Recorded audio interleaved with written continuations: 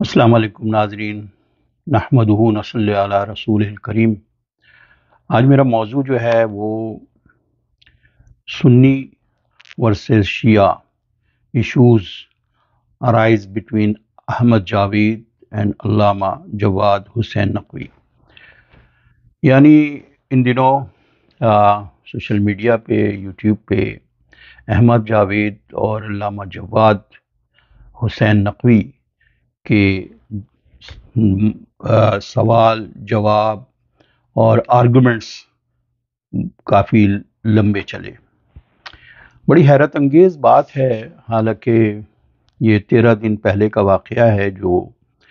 احمد جاوید صاحب کا پہلی کلپ جو ہے ان کی جو آئی ہے، لیکن اس سے پہلے بڑا پازیٹیو انیشیٹو لیا تھا اور میں بڑا حیران تھا کہ چلیں ہمارے سنی حضرات اور شیعہ جو علماء ہیں وہ ایک پلیٹ فارم پہ جمع ہو گئے ہیں اور ایک سیمینار ٹائپ کا اپنے انسٹیٹیوٹ میں انہوں نے علامہ جواد نقوی صاحب نے ارینج کیا تھا، جس میں احمد جاوید صاحب نے رد الحاد کے اوپر انہوں نے وہاں پہ خطاب کرنا تھا، اور اس میں سارے ان کے علماء بیٹھے ہوئے تھے۔ بڑی زبردست انہوں نے ان کا انٹروڈکشن کیا تھا اور ساتھ ساتھ یہ بھی کہا تھا کہ آپ کو ہم علامہ سمجھتے ہیں، اور اس کے ساتھ انہوں نے یہ ایک ڈپارٹمنٹ تک ان کو کہا تھا کہ فلسفی کا جو ڈپارٹمنٹ ہے وہ احمد جاوید صاحب چلائیں گے۔ تو یہ بڑا زبردست انیشیٹو تھا، کیونکہ اس وقت ہمارے جو معاشرے میں، کیا اس وقت دنیا میں ایتھیسٹ یا ایتھیزم اس طرح پھیل رہا ہے کہ اس کے لیے مل کر کے کام کرنا ہمیں بہت سارے چھوٹے چھوٹے تفرقوں سے بھی بچاتا ہے، اور یہ بڑا زبردست کام انیشیٹ ہوا تھا۔ لیکن افسوس اور حیرت انگیز بات کہہ لیں، بڑا افسوس اور مجھے حیرت ہوئی جب یہ احمد جاوید صاحب جو بہت بڑے مفکر ہیں اس وقت پاکستان کے، فلسفہ، ادب، شاعری، ان کا مقام ابھی میرے خیال میں شاید ہی پاکستان میں کوئی اور ہو اس وقت، خاص طور پر ان کی کلاس میں تو علامہ اقبال کے صاحبزادے بھی بیٹھتے تھے، جسٹس جاوید اقبال۔ خیر، اب میں آتا ہوں کہ احمد جاوید صاحب نے کیا یوٹیوب جو ہے ان کا، اور انہوں نے جو کلپ میں کہا، ان کا ٹائٹل تھا غزہ، شاباش ایران، خبردار پاکستان۔ اور اس میں جو انہوں نے، یعنی یہ جو بات انہوں نے بڑی ایک ایسی بات کہہ ڈالی ساری، کہ جس میں انہوں نے ہائی لائٹ جو کیا کہ جو غزہ میں جو مدد کر رہا ہے ایران، وہ شیعہ یا سنی جو ہے، شیعہ زیادہ بنانے کے لیے، یا ہر جگہ ان کا ریشو جو ہے سنی جو ہے وہ شیعہ میں چینج ہو جائے، اس طرح کی بات انہوں نے کہی۔ ان کی کلپ بھی آپ دیکھ سکتے ہیں، جس کا مفہوم جو میں سیدھے بتا رہا ہوں یہ انہوں نے کیا، اور اس کے علاوہ اور بہت ساری باتیں انہوں نے ایران کی اسٹیبلشمنٹ کے اوپر کہا کہ ایران نے کچھ بھی نہیں کیا ہے، اور یہ صرف اور صرف اہل تشیع کے لیے یہ سب کچھ کرتے ہیں۔ اور لیکن یہ تو الگ ہے، اس کے علاوہ بھی ایران سے کچھ دنوں پہلے میزائل پاکستان میں آیا تھا، اس کی بھی وجہ نہیں سمجھ میں آئی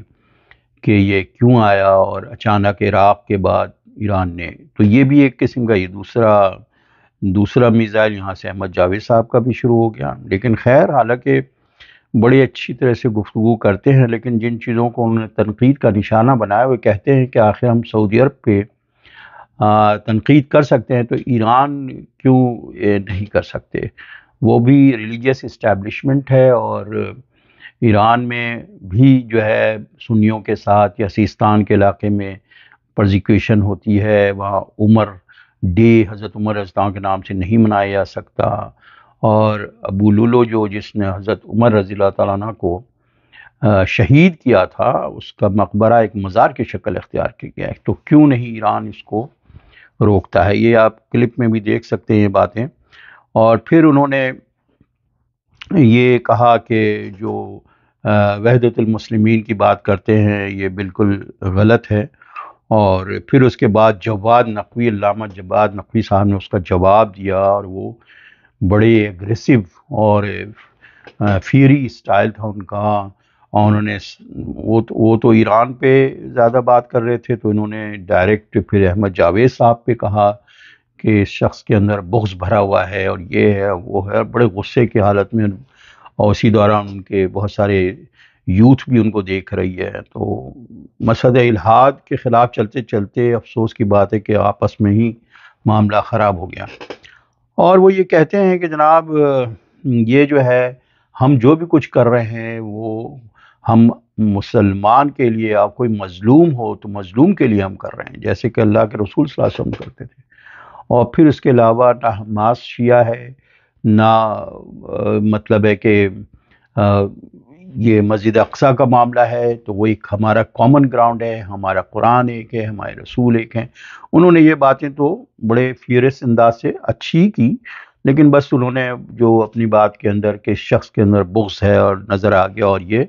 بات کھل کے سامنے آئی، تو یہ دوسرا مرحلہ تھا۔ اب اس کے بعد پھر اور بھی بہت سارے علامہ ہیں، ان کا کلپ ان کے خلاف آتا گیا، اور انہوں نے بھی احمد جاوید کے خلاف، احمد جاوید صاحب نے پھر ایک دل صاحب انصاف طلب کر کے انہوں نے کہا، اور اس میں وہی کہا کہ سماجی وحدت کا اصل صحرا جو ہے اہل سنت کے پر ہے۔ انہوں نے واقعات بتایا کہ لکھنؤ میں دیکھ لیں اور کہیں بھی دیکھ لیں، اس وقت سے جب سے یہ اقلیت میں بھی ہوتے ہیں تو ہمیں پوری طرح دباتے ہیں، اور اس کے پیچھے ان کا خیال ہے ایرانی اسٹیبلشمنٹ ہوتی ہے۔ خیر یہ باتیں انہوں نے، وہ کلپ بھی آپ دیکھ سکتے ہیں۔ تو خیر یہ باتیں انہوں نے کہی، اور اس کے ساتھ ساتھ انہوں نے کہا کہ میں منقبت پڑھتا رہا ہوں، میں ہمیشہ امام بارگاہ میں جاتا رہا ہوں، میں نے یہی دیکھا کہ تبرہ اس طرح پڑھتے ہیں یہ ذاکرین ان کے،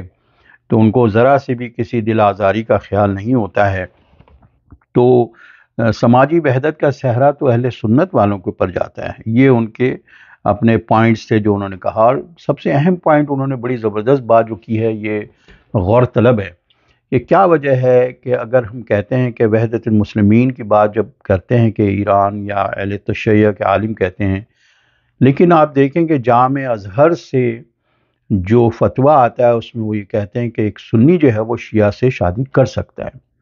لیکن اسی طرح کا کیوں نہیں کوئی ایسا فتویٰ قم سے آتا ہے کہ کوئی شیعہ، تو اس سے پتہ چلتا ہے کہ کس قدر مطلب ہے کہاں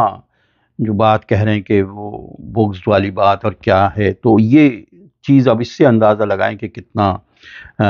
کون ملنا چاہتا ہے، یعنی وحدت المسلمین کے لیے یا اس کے لیے کوشش کون کر رہا ہے، اس کا صحرا سنی کے اوپر جاتا ہے یا شیعہ کے اوپر جاتا ہے،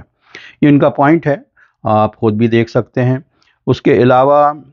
اب اس پہ بات اتنی زیادہ آگے بڑھی، پھر انہوں نے یہ بھی ساتھ ساتھ کہا کہ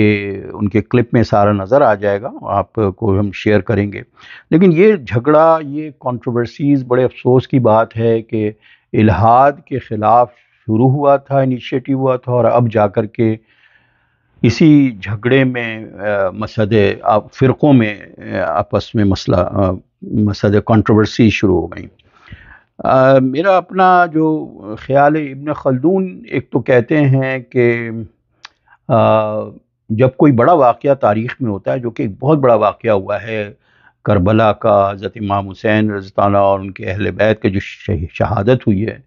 تو جتنا بڑا واقعہ ہوتا ہے اتنے ہی زیادہ فسانے بنتے ہیں، تو اس کی آتھینٹسٹی پہ نہیں ہوتی، اور اس کو اگر بیس ہی اسی کو بنا لیا جائے تو بڑا کنفیوژن رہے گا، اور زیادہ سے زیادہ اسی لیے اہل تشیع میں بھی بے شمار مطلب ہے کہ سیکٹس بن چکے ہیں، کوئی غالی ہے، کوئی نصیری ہے، کوئی مسد جو ہے اثنا عشری الگ، تو اس میں بھی کافی اسماعیلی ہیں، تو بہت سارے سیکٹ بننا شروع ہو جاتے ہیں، کیونکہ وجہ یہ ہے کہ اس کو ہم بیس جو ہم بنا رہے ہیں وہ غلط ہے۔ مسلمان، سب سے پہلی چیز، کسی مسلمان کے لیے کوئی شہادہ اگر غیر مسلم لیتا ہے تو وہ کلمہ پڑھتا ہے، اشہد ان لا الہ الا اللہ واشہد ان محمد عبدہ ورسولہ، جو کلمہ پڑھتا ہے تو اس کے بعد مسلمان ہو جاتا ہے، اور اس کی بنیاد کیا ہے؟ اس کی بنیاد تو صرف یہی ہے کہ توحید ہے، رسالت ہے اور آخرت ہے، یہ بنیاد ہے، اگر کوئی بھی اس کو مانتا ہے۔ اب رہی بات کہ قرآن جو ہے وہی ہمیں جوڑ کے رکھ سکتا ہے، قرآن جو ہے وَاعْتَصِمُوا بِحَبْلِ اللَّهِ جَمِيعًا وَلَا تَفَرَّقُوا، اگر ہم قرآن کو چھوڑ کے ان روایات اور حدیث اور سب کے اوپر اس کے حدیث کو بھی اگر ہم نے چیک کرنا ہے تو اس کے لیے بھی فرقان جو ہے وہ قرآن ہے. حدیث بھی بہت ساری ایسی ہیں جو گھڑی گئی ہیں، فیبریکیٹڈ ہیں، اسی طرح سے روایات ہیں، اسی طرح سے. تو اس کے لیے فرقان جو ہے وہ دراصل قرآن ہے، وہی اصل اسی کے ذریعے ٹیسٹ ہوگا. تو جتنی زیادہ ہمارے ائمہ ہوں یا علماء ہوں انہوں نے عام انسانوں کو قرآن سے دور کر دیا ہے، جبکہ جگہ جگہ قرآن میں لکھا وَلَقَدْ يَسَّرْنَا الْقُرْآنَ فَهَلْ مِن مُدَّكِرٍ، کہ قرآن جو ہے تمہارے لیے بڑا آسان ہے، کیا تم اس پہ غور نہیں کرتے ہو؟ تو یہ جو مین چیز ہے اصل یہ ہے کہ قرآن سے جب تک ہم نہیں جڑیں گے اسی طرح سے ہمیں. اور دوسری اہم چیز جو ہے وہ سیرت اللہ کے رسول صلی اللہ علیہ وسلم کی سیرت نبی صلی اللہ علیہ وسلم ہے. لقد کان لکم رسول اللہ اسوۃ حسنہ، کہ تمہارے لیے بہترین اسوہ حسنہ جو اللہ کے رسول صلی اللہ علیہ وسلم. اب باقی رہی بات کہ کیا ہم اس پہ لڑیں کہ حضرت علی کرم اللہ وجہہ جو ہیں وہ ان کو ہم نے علی ولی ہم نے بھی بولنا ہے، یا ہم نے بھی کربلا کے محرم میں اگر ہم نے ماتم نہ کیا یا اس لیول تک ہم نے گئے تو ہمیں محبت نہیں ہے.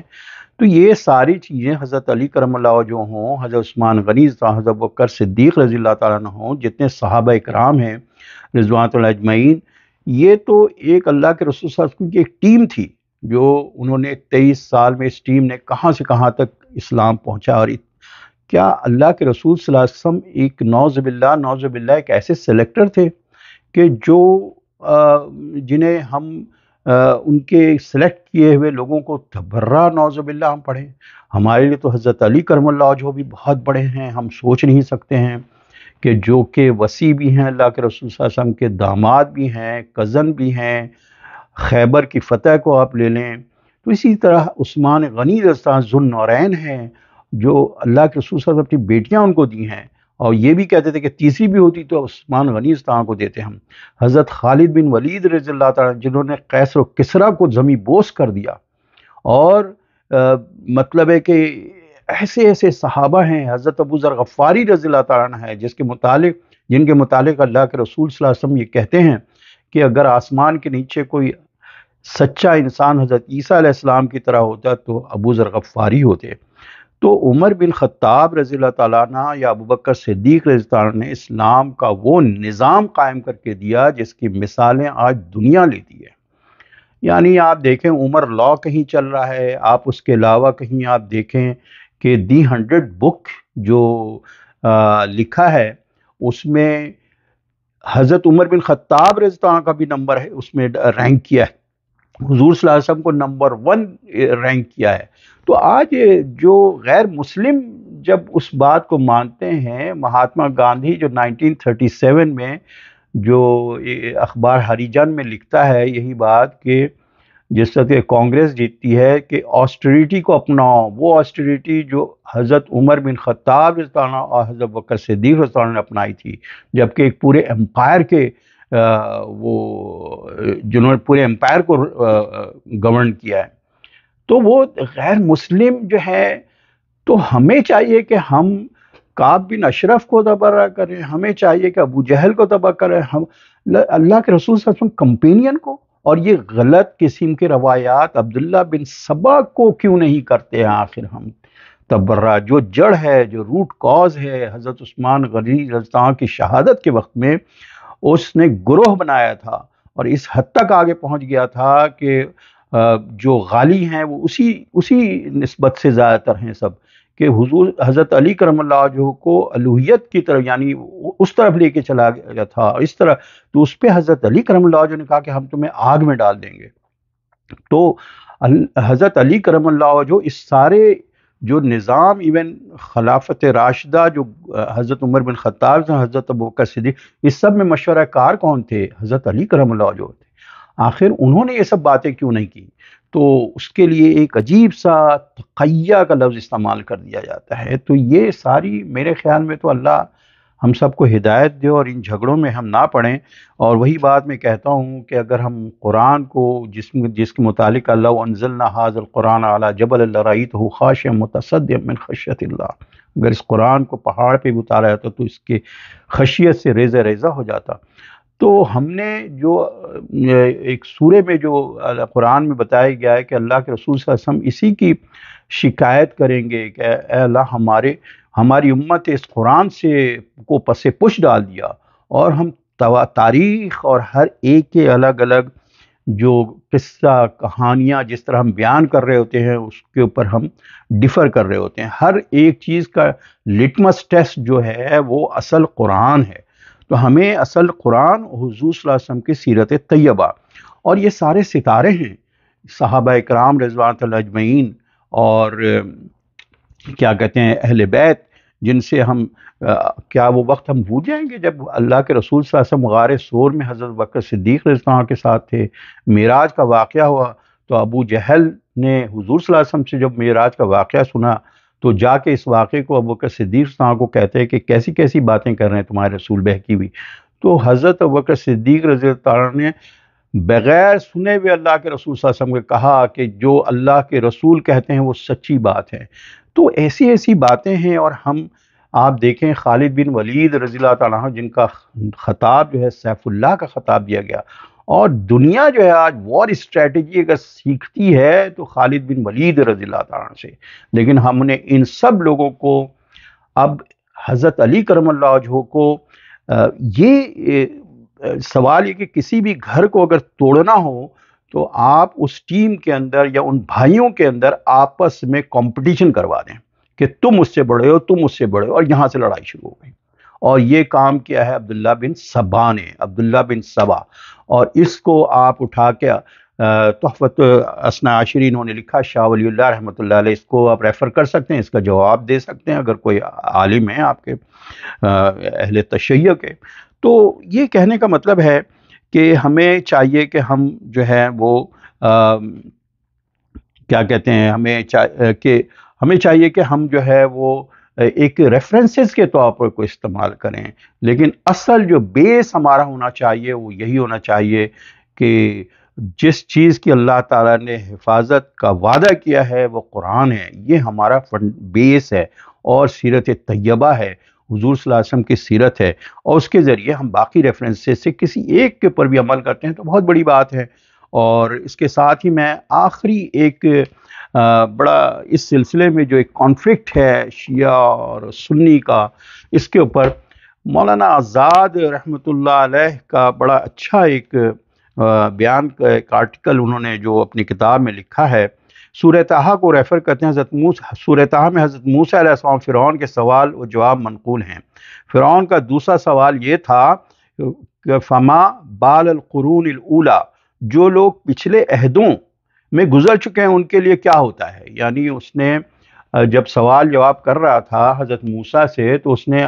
پھنسایا تھا اس کے اندر کہ پیچھے جو لوگ گئے ان کا کیا ہوگا۔ تو اس پہ وہ بجائے اس کے کہ امام راضی اور ان لوگوں کی طرح کسی بحث اور مناظرے میں چلے جاتے،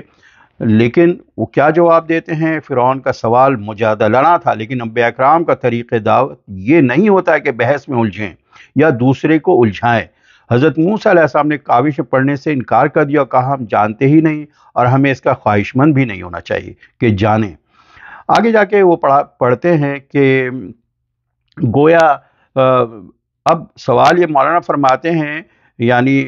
مولانا آزاد غور کرو، مذہب کے نام سے کتنے جھگڑے بنا لیے گئے ہیں جن میں سے ہر جھگڑا فما بال القرون الاولی کی فرعونی صدا کا ٹھیک ٹھیک اعادہ ہے، یعنی اب سے پہلے فلاں گروہ جو گزر چکا ہے حق پر تھا یا باطل، فلاں انسان نیک تھا یا بد۔ پھر اس میں بحثیں ہیں، لڑائیاں ہیں، فرقہ بندیاں ہیں، گویا انسان کی نجات کے لیے یہی کافی نہیں ہے۔ اب سوال ہے کہ انسان کی نجات جو ہے وہ کس چیز سے ہوگی؟ لا یکلف اللہ نفسا الا وسعها، ہم سے ہمارا پوچھا جائے گا یا اس وقت کا پوچھا جائے گا؟ اور ہم نے والعصر پہ عمل کیا، والعصر ان الانسان لفی خسر، خسارے میں وہ الا الذین آمنوا وعملوا الصالحات، جس نے ایمان اور عمل صالح پہ عمل کیا، اور وتواصوا بالحق، اور نصیحت کی حق کی، وتواصوا اور صبر کیا۔ یہ چار ایلیمنٹ ہیں سورہ عصر کی۔ تو سوال یہ کہ ہم سے یہی پوچھا ہے، آگے جا کے یہ کہتے ہیں، فرماتے ہیں کہ فقہ کے مذاہب اربع جب شخص اور تقلیدی شخص کا التزام قائم ہو گیا تو سوال پیدا ہوا چاروں امام افضل کون ہیں؟ اب سوال یہ ہے کہ اس وقت بھی آپ دیکھیں کہ حضرت امام ابو حنیفہ یا امام شافعی، اب بحث شروع ہوئی اور بحث نے جنگ و قتال کی شکل اختیار کی۔ چنانچہ ہلاکو خان کو اسلامی ممالک پر حملے کی سب سے پہلی ترغیب خراسانیوں کے اسی جھگڑے سے ملی تھی۔ حنفیوں نے شافعیوں کی ضد میں آ کر بلاوا بھیجا اور شہر کے پھاٹک کھول دیے۔ پھر جب تاتاریوں کی تلوار چل گئی تو اس نے شافعی کو چھوڑا نہ حنفی کو۔ اسی طرح شیعہ سنی کا بھی ہے کہ یہ فرقوں میں ہم جب بڑھ جاتے ہیں آگے جا کے وہ بتاتے ہیں کہ شیعہ سنی کے اختلاف نے مسلمانوں کو دو مختلف امتوں میں متفرق کر دیا، لیکن اس تمام اختلاف کا محاصل بھی کیا ہے؟ یہی کہ فما بال القرون الاولی، 1300 برس گزر گئے مگر اتنی بات کسی کی سمجھ میں نہیں آئی۔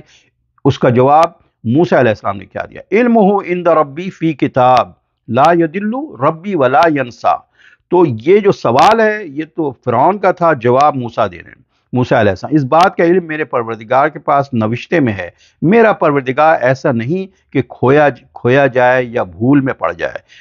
بہرحال یاد رکھنا چاہیے کہ اس طرح کی تمام کاوشوں کے اندر وہی فرعون والی مجادلانہ روح کام کرتی ہے، اور طریق موسوی علیہ السلام یہ ہے کہ علمہا عند ربی فی کتاب، اللہ تعالیٰ کے اس کتاب میں سب کچھ لکھا، اللہ بھولتا ہے نہ چوکتا ہے، کہہ کر سارے جھگڑے ختم کر ڈالنا اور سرے سے ان کاوشوں میں پڑنا ہی نہیں۔ یہ بہت اچھی آرٹیکل تھا جو میں نے آپ سب کو سنایا ہے، تو اسی کے ساتھ اجازت چاہتا ہوں، وما علینا الا البلاغ۔